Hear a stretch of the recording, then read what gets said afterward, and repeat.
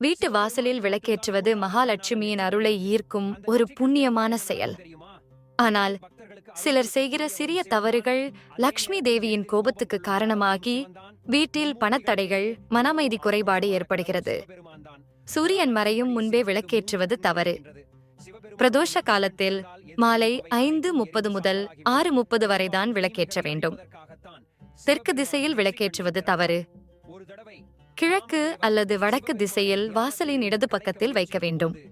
மாவில் செய்த விளக்கை வெளியே வைத்து ஏற்றுவது தவறு. மண் அல்லது பித்தளை விளக்கை மட்டும் பயன்படுத்தவும்.